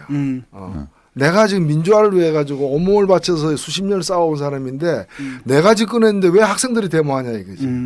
그러니까 자기가 그런 승복이 분이, 안 되는 거지. 그런 분이 집권해도 학생들은 데모할 수 있고 뭐 이런 데 대한 어떤 그 이 사고 여지가 없는. 그러니까 경찰이 민주협 출입을 막은 거하고 똑같은 걸로 인지된 거예요. 인지한 거예요. 그거를. 그러니까 자기가 민주화한 거지. 그러니까. 그렇지. 그러니까 이제 우리가 그런 거는 또 애교로 이해하자고요. 그리고 또 이분만이 아니기 때문에 우리한테도 그런 모습이 있을 수 있어요. 그렇지. 자 이제 급반성 모드로. 이제 정치인 김영삼은 한국 정치에서 무엇을 이루고 뭘 남겼나. 이게 대통령은 5년이었고요. 김영삼 대통령이 정치를 한 거는 1953년부터요. 54년도에 국회의원이 당선이 돼서 그렇지 1953년부터 정치를 시작한 거예요. 전쟁 끝나자마자부터. 그러니까 1953년부터 1997년까지 했으니까 거진 한 반세기 동안 정치를 한 분이잖아요. 그러니까 정치인으로서의 업적과 어떤 실책 이런 것도 있어요. 그래서 우선 정치인으로서 이분이 이룬 거, 뭐 민주화에 큰 공을 세운 거 이거는 이미 얘기를 했고요. 다른 것 뭐 하시고 싶은 말씀 노 대표님. 예, 뭐 그 개인적으로 보면은 뭐 정치인의 또 최고의 어떤 목표라고 볼 수 있는 뭐 어떤 대통령을 대통령을 이렇게 당선된 것이라 볼 수 있고 또 그걸 공적으로 이렇게 객관적으로 보자면은 본인이 그때 문민정부로 말을 썼잖아요. 예. 그 사실상 어찌 보면 같은 당 출신인 전임 노태우 대통령 정부도 있었지만 본인이 이제 같은 당으로서 이렇게 당선됐음에도 불구하고 이걸 하나의 어떤 그 정권 승계라기보다는 전혀 다른 질의 정부가 이제 자기로서 비로소 시작되었다라고 단절을 선언한 거죠. 단절을 선언한 거죠. 민간 정부, 문민정부가 이제 시작되었다라고 이렇게 얘기한 그 점은 일면 사실은 사실이라고 저는 봅니다. 그렇죠. 보지만 저는 정치인으로서 다른 문제보다도 가장 크게 어찌 보면 개인이 집권하기 위해서 또 그 집권을 성사시키기 위해서 3당 합당을 한 건 사실이잖아요. 네. 또 이 3당 합당은 저는 예를 들면 김영삼 대통령은 이른바 양김 정치 내지 삼김 정치를 하던 분들이에요. 그러니까 정치 문화나 이런 거가 그 시대 상황을 뛰어넘기니 어려웠던 거예요. 그렇죠. 기본적으로. 기본적으로 1인 중심에다가 이른바 그 사당화, 붕당 체제, 금권 정치 이런 정치 문화로부터 자유로울 수는 없는 분이었는데 그래서 그것 하나하나를 다 뭐 개인의 큰 과오로 문제 삼기는 어렵겠지만 이 3당 야합은 역사적인 과오인 건 사실이죠. 그 그전에 전에 인해서 네. 우리 정치 지형이나 문화가 후퇴한 건 사실인 것이고 뭐 이해가 없었다면 그러면 어떻게 됐을까 이렇게 가정법을 할 얘기는 아니라고 봅니다. 예. 사실은 저는 이제 그 전에 87년에 그 단일화 실패할 걸 딱 보면서 그때 내가 뭐 결심을 한 게 김대중, 김영삼 둘 다 아니다. 그 이후로 내가 하여튼 이당에는 한 표도 안 줬거든요. 무조건 되든 나고 무조건 그냥 3번 맨날 3번 무조건 찍어서 3번 4번 이런 거. 그 결심을 아직까지 안 깨고 있고 약간 문제는 뭐냐면 그런 거죠. 이렇게 지방선거하거나 뭐 이럴 때 이쪽에서 진보정당에서 후보를 안 냈을 때 그때 이제 좀 찍어주는 맨날 그 정도. 떨어지는 후보만 찍었다는 거 아니야 지금. 그렇지. 귀하가 그러면 진중권 교수가 우리나라의 민주화와 정치 발전에 기여한 바가 뭐야? 예? 한 번도 대통령을 만들어 본 적은 없는 대통령을 한 번도 못 뽑아본 사람 아니야. 이게 국회의원도 만들어 본 국회의원도 못 만들어 본 거 아니야. 그러니까 여기 앉아 있잖아 지금. 아니 여기 앉아 있는 거하고는 관계없어. 다 만들어 본 나나 정태인 소장도 여기 앉아 있는데. 나도 당선된 사람 그렇지. 찍어본 적이 있어요. 나를 찍었으니까. 단일화. 아니 너 후보를 지지한 적이 있습니다. 계속 지지. 아니 거기 살았어. 노원으로 안 살았지. 안 살았어도 마음으로 김포에서 심정. 마음 말고 실제로 찍어서. 우리 정태인 소장은 정치인으로서의 업적 김영삼이 다 지금 잘못한 것만 얘기하고 있어. 3당 합당, 3당 야합, 단일화 실패는 과로하고 일컬어지는 것만 얘기하고 있잖아요. 이렇게 정치인으로서 업적이 없나? 왜요? 가령 이제 오랫동안 민주화 투쟁을 하면서 그래도 김영삼, 김대중을 모르는 사람이든 어쨌든 이 사람들이 하나의 지도자였잖아요. 근데 지금의 가장 큰 문제는 야권의 지도자가 사실 없는 거잖아요.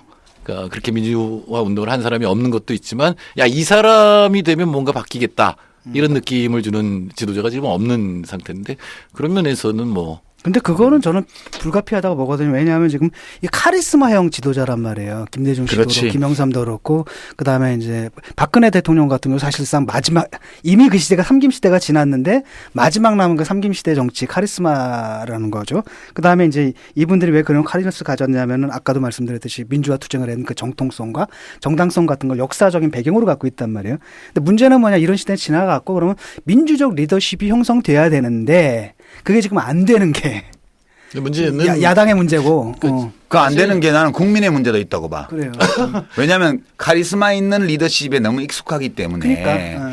합리적인 다른 스타일의 리더를 잘 못 알아보는 거예요. 그걸 리딩이라고 생각을 못 하죠. 팔로우십도 필요하거든. 팔로우십이 필요한데 그게 안 되는 거죠. 그러니까 맨날 김대중, 김영삼하고 견져가지고 혹은 뭐 또 전두환, 노태우하고 견져서 그때 대통령들은 이랬는데 니들은 왜 이래 이런 식으로 얘기를 하니 시대가 바뀌었는데 왜 오늘 아침에 어느 신문 칼럼에도 그 시절이 그립다. 그러니까 나는 그거야말로 뭐 정말 잘못된 사고라서. 그런데 카리스마는 아니더라도 이제 경제가 굉장히 침체됐을 때 희망을 주는 정치적 지도자가 있어야 되는 거거든요.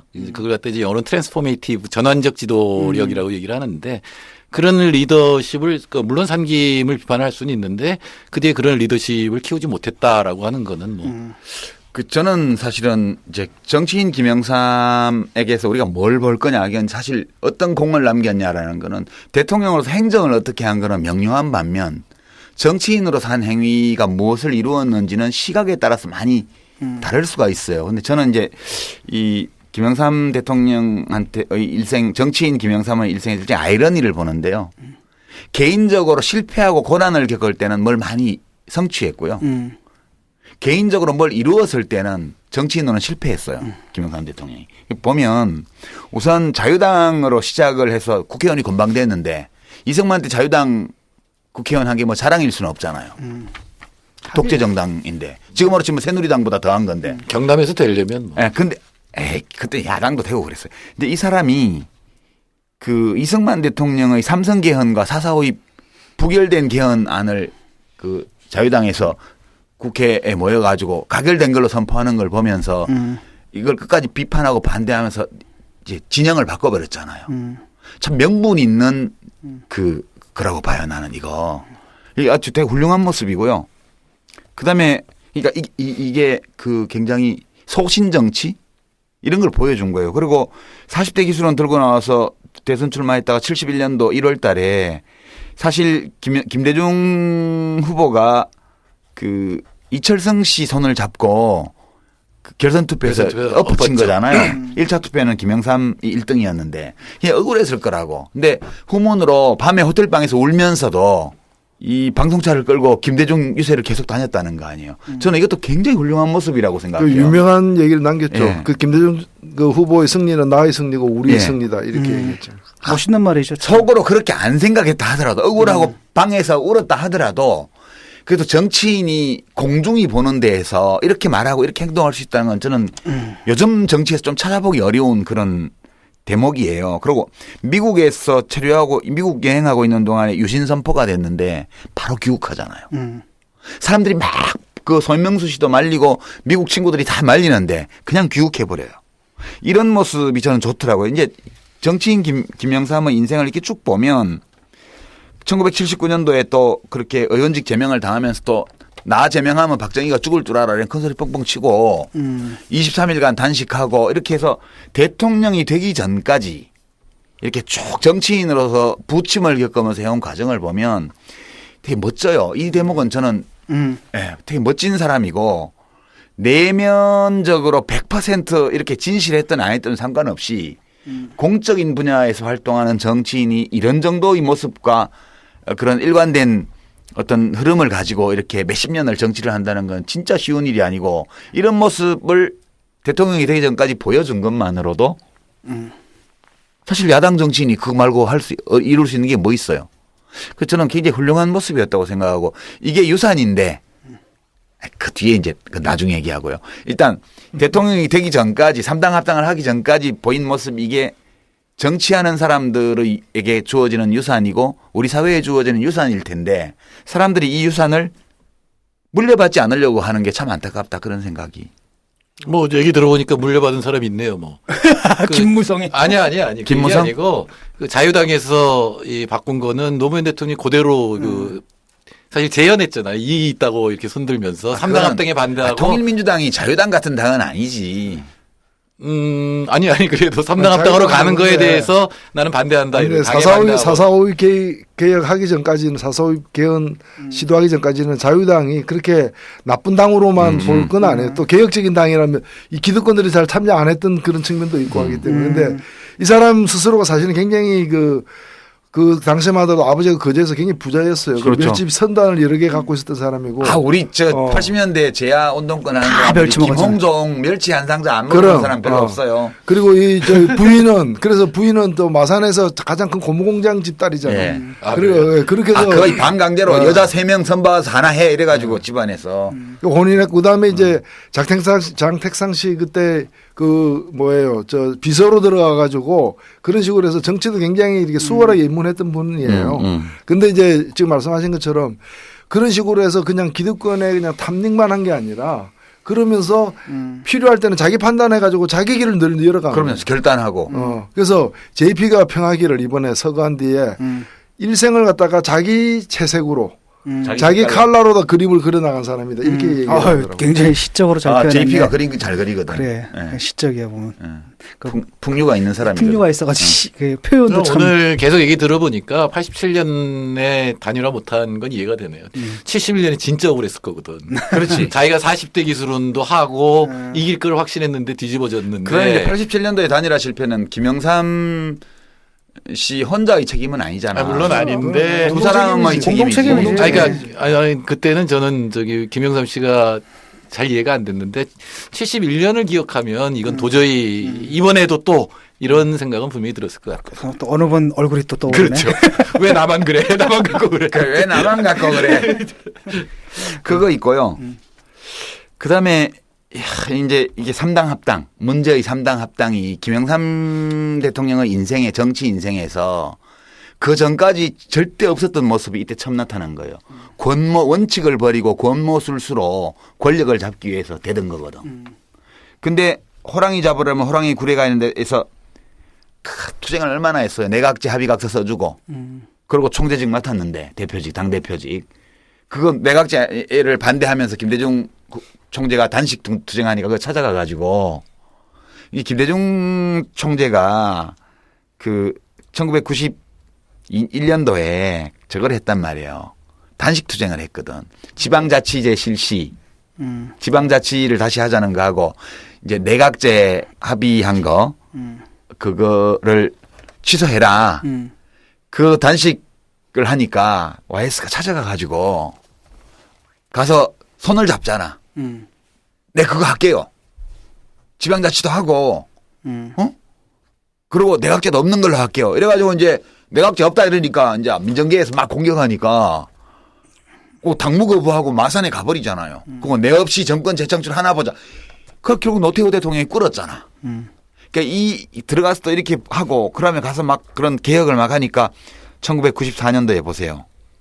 그 제야 출신, 민중당 출신의 인물들이 막 신한국당으로 막 들어가잖아요. 그때 들어간 사람이 김문수, 뭐. 이재호, 김문수. 뭐 그래서 갔겠어요. 그다음에 이제 그 전문 기술 관료에 해당되는 홍준표, 오세훈 이런 법관 신진 관료 출신 이런 사람들 막 품속으로 막 들어오잖아. 거기 혹해가지고 다 같이 굴에 들어가서 호랑이 잡겠다고. 그러니까 이 3당 합당 이후의 이 과정을 보면 YS 김영삼이라는 이 정치인이 자기의 그 꿈, 해방되자마자 중학생 시절부터 대통령 하겠다고 이승만 시대가 오기도 전에 대통령 하겠다고 생각했던 그 꿈을 이루기 위해서 원칙을 위배해서 자기 일생에서 반대로 움직였던 굉장히 그 유일한 사건이고요. 이걸로 인해서 노 대표님 말씀하신 것처럼 지금 이 호남대 비호남의 지역구도가 강고하게 만들어져서 이 유산이 아직도 오는 거 아니겠어요? 그러니까 그죠? 본인도 그렇게 얘기를 하잖아요. 내가 어떤 결정을 내렸을 때 한 번도 후회한 적 없었는데 이 결정을 내릴 때는 정말 여러 번 아침에 생각했다 저녁에 뒤집어지고 막 그랬다 그러더라고요. YS가? 네, YS가. 그러니까 자기도 안 거죠 그런 문제. 근데 이제 문제는 뭐냐면 또 들어가서 또 호랑이를 또 잡았어 상당 부분. 네. 근데 문제는 뭐냐면 이게 공짜는 없다고 그런 절차를 통했기 때문에 후유증으로 남은 게 후유증이 남은 거죠. 그렇죠. 이거죠 결국은. 초기의 개혁도 진짜로 호랑이를 잡는다는 걸 보여주고 싶었겠죠. 그렇지. 그거 아니면 자기 명분이 안 살기 때문에. 예. 근데 이제 결국은 역사 바이로 세우기라든지 이런 것들이 다 지금 예컨대 보세요. 지금 김무성하고 또 누구죠? 서청원인가? 서청원. 둘 다 YS잖아요. 근데 하나는 비박이고 하나는 친박인데 이 사람들이 YS가 그 했던 거랑 뭐 지금 하는 짓을 봐요. 전혀 상관없는 짓을. 이 사람들은 YS하고는 격이 다르지. 네. 김영삼 대통령은 제가 좀 전에 좀 과정을 말씀드렸지만 굉장히 여러 차례의 정치적 고비에서 이익을 버리고 위험을 감수하면서 자기 자신의 칼날을 지켜나가는 소신 정치의 선택을 했던 사람이에요. 근데 이제 이 사람들이 지금 보면은 그냥 그나마 역사 배로 세우기라든지 이런 것들을 지금 다 뒤집어 엎고 김영삼 이전으로 시스템을 돌리고 있다는 거예요. 김영삼 정신마저도 없는 거지. 그렇죠. 이 사람들에게는. 그러니까 지금 그 보수 정당이다라는 게 최소한 하다못해 뭡니까 노태우도 한 일이 있고 김영삼도 한 일이 있는데 정말 아무것도 안 한 게 이명박하고 박근혜인 것 같아요. 역사로 과거로 돌리는 것밖에 안 했잖아요. 아니 업적이 없잖아요. 김무성, 서청원 이런 사람들은 자기 정치를 해온 사람들이 아니고 한 번도 누구를 따라만 다닌 사람이에요. 그러니까 이제 옛날에 YS 때는 YS를 따라다녔고 지금은 박근혜를 따라다니는 거야. 둘 다 무슨 친박 비박이야. 둘 다 요새 완전히 진박이더만. 그러니까 지들끼리 싸우는 진박. 서로 가박이라고 얘기하는. 그러니까 이 김영삼 대통령의 공과 가가 다 있다고 하지만 그 중에서도 그 3당 합당하던 그런 방식, 그런 철학만 배운 거야. 그렇지. 박정희하고 제대로 싸운 건 하나도 배운 게 아니라 반대로 가고 있잖아요. 지금. 그 김영삼 대통령의 여러 선택 중에 제일 잘못된 선택. 그거 하나만 지금 가져간 거잖아요. 그렇죠. 하나 더 배운 거 있어요. 경제 위기를 만든다는 거. 그다음에 노동법 개혁한 거. 네, 이런 거의 뭐 비슷한 쪽으로 가고 있죠. 그 김영삼 대통령이 그때 90%의 그 지지를 받을 때 했던 그 좋은 개혁들은 다 버리고 과거 돌리고 8%일 때 8% 했던 그런 정책들을 지금 다 리바이벌하고 있는 거죠. 그런데 왜 그거 하는 사람이 아들이라 그래? 대권 주자 1등이야? 그러니까 문제라는 거죠. 야당의 정치적 지도시. 내가 볼 때는 이건 저들의 문제가 아니라 야당의 문제라니까 난 기본적으로. 아니 나는 계속해서 국민의 문제가 있다고 주장하는 거야 항상. 네. 국민을 교체할 수는 없으니까 그렇잖아요. 이제. 옛날에 브레이트 씨가 그러죠. 브레이트 씨가 있잖아. 당을 우리가 선출할 수 없다면 당이여 국민을 선출해라 이씨. 여북 답답하면 그러겠냐고. 자, 그러면 정치인 김영삼이 한국 정치에 남긴 유산 이게 다일까요? 또 뭐가 있어요? 저는 이 87년 선거제도도 김영삼 대통령이 혼자 한 건 아니지만 그때 1로 3김. 1로 3김이 박정희 18년에 전두환 7년 때문에 정치 인사 적치가 무지 심했을 때 그거를 해소하기 위해서 5년 단임제를 합의를 하고 그다음에 대선 때 각각 1로 3김이 그 출마해가지고 지역을 4개로 찢어서 나눠 가졌잖아요. 그래서 특정 지역을 배타적으로 지배하고 있는 정당이나 정치인이 유리한 제도에 합의를 한 게 현행 선거제도라고 봐요. 5년 단임제 결선 투표 없는 대통령 선거. 그리고 소선거구제. 그럼 소선거구 결선 투표도 없고 비례대표도 빈약하고 예.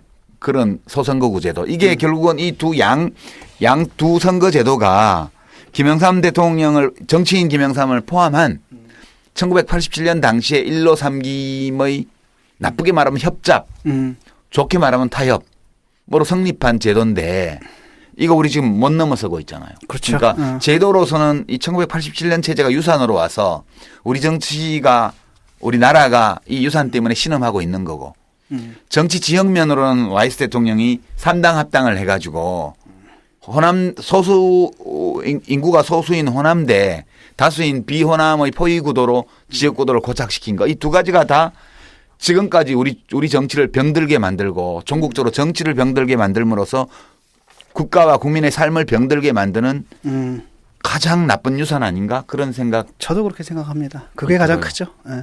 네. 제도가 다 그렇게 만드는 건 아니지만 사실 국회의원들 보면 꼭 민주당만 그런 건 아니고 민주당이 아니라 지금 뭐죠? 새정치연합만 그런 건 아니고 오로지 관심은 재선이거든요.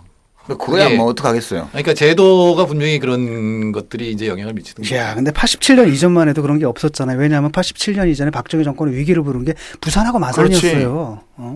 그러니까 양김 시대라는 것이 어찌 보면은 역사 진전의 결과인 군부 독재가 이렇게 극복되면서 새로운 민주주의 시대가 열리면서 만들어진 어떤 그런 체제의 측면도 있지만 또 이 체제는 또 이 체제마저도 극복되어야 또 그 다음 새로운 체제가 올 수 있다는 점에서 유산은 후세 사람들이 나눠갔거나 또는 극복하거나 치우는 문제잖아. 본인이 어떻게 할 수 있는 문제가 아니라.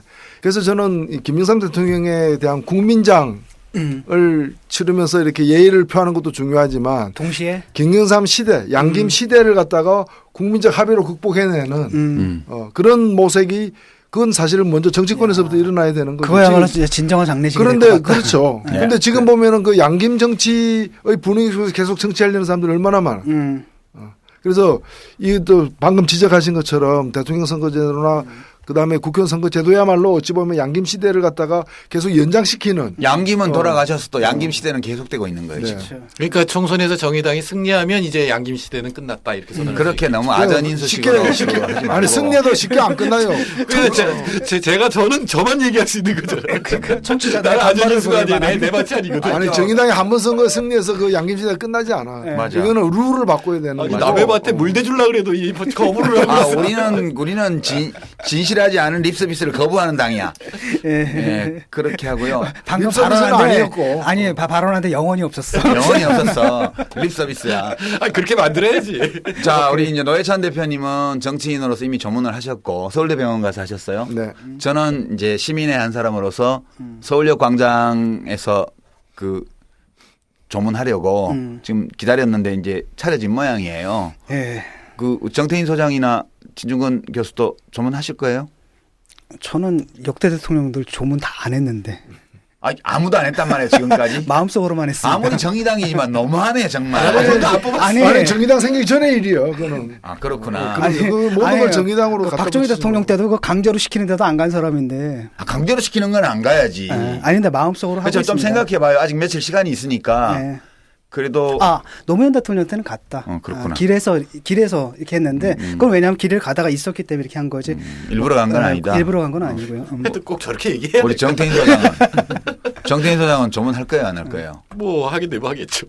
이런 자세로 임하면 안 돼요. 우리가 그 나라를 위해서 뭐 잘한 것도 있고 아닌 것도 있지만 많이 애쓰신 분이잖아. 예, 나는 그렇습니다. 그렇게 생각해요. 예. 그리고 저 개인에게 그 개인적으로는 김영삼 대통령이 이제 우리 대통령이라고 제가 주관적으로 인식하는 첫 대통령이었어요. 그렇죠. 그 전에 대통령은 제가 내 마음속에 좋아하고 안 하고를 떠나서 대통령으로 인정할 수가 없었어요. 그 과정이나 이런 것들이. 김영삼 대통령은 공도 있고 과도 있는 분이지만 선출된 절차나 일생을 살아오신 이력이나 이런 걸 볼 때 내가 지지하지는 않았으나 우리의 대통령으로 흔쾌히 인정할 수 있는 첫 번째의 대통령이었어요. 저한테는. 그래서 저는 이제 서울역광장에 조문하러 갈 거고요. 제가 우리 노유진의 정치 카페 타임라인 진행하는 세 사람 오늘 정태인 소장과 대표하는 건 아니지만 마무리를 제가 마음대로 하니까 이렇게 인사드리고 싶어요. 김영삼 대통령님 많이 감사하고요. 또 많이 섭섭해요. 사랑하기도 하고요. 좀 밉기도 해요. 그렇지만 참 나름 소신을 가지고 나라 위해서 애 많이 쓰신 분이니까 저 멀리 가셔서 후임자들도 만나시고 전임자들도 만나시고 거기 가시면 저기 그 옛날 분들하고는 어울리시지 말고요. 다시 막 정치할 때 친하게 지냈던 김대중 대통령이나 노무현 대통령 만나서 회포도 푸시고 즐거운 만남 하시기를 기원을 드리겠습니다. 이걸로 오늘 타임라인 마치죠. 아디오스 YS. 노유진의 정치 카페 명복을 빕니다. 함께. 아니 저도 한 말씀 하시죠. 그 사실 제가 어제 빈소에 갈 때 어떤 생각이 들었는가 하면은 그전에는 김영삼 대통령 생각만 해도 늘 현실적으로 직접 부닥쳤던 일들 3당 합당하실 때 저도 굉장히 반대하는 그 많이 했거든요. 그다음에 이제 노동법 개혁 때 엄청나게 많은 사람들이 또 그때 총파하고 이렇게 하지 않았습니까? 그 두 기억 때문에 전반적인 인상인데 그 두 기억 속에 갇혀 있었어요. 근데 막상 돌아가셨다고 얘기를 들으니까 그분이 했던 또 다른 일들 오늘도 언급이 많이 된 이제 그 긍정적으로 했던 일들까지 많이 기억이 되면서 실제 우리가 지금 뭐 여야가 다 다르고 보수 진보가 차이가 있다고는 하지만 우리가 누리고 있는 오늘의 민주주의 이 민주주의의 적지 않은 부분을 이런 분들 이 한 분만은 아니지만 앞서 싸웠던 이런 이 민주주의를 위해서 싸워왔던 많은 분들 특히 그 중에 한 분으로서의 김영삼 대통령 이런 분들에게 우리가 빚을 지고 있다. 그렇죠. 이건 우리가 부정할 수 없는 사실인 거고 잊지 말아야 되겠다. 그리고 이걸 갚는 것은 뭐 이분한테 어떻게 해서 갚을 수 있는 지금 상황이 아닌 것이고 이 민주주의를 더 성숙시키는 노력을 우리가 할 의무가 있고 그걸 통해서 이런 빚을 갚아나가는 게 아닌가. 그 말씀하셨잖아요. 처음으로 우리 대통령이다. 사실 그런 느낌을 받았거든요. 왜냐하면 저는 약간 다르게 받았는데 제도 정치를 통해서도 사회가 바뀔 수 있구나라는 걸 처음 느끼게 해준 그런 대통령이었던 것 같습니다. 가셨는데 명복을 빕니다. 함께 좋은 곳에서 편히 쉬시기를 바라면서 기원하면서 오늘 타임라인 이걸로 진짜 마치겠습니다. 감사합니다.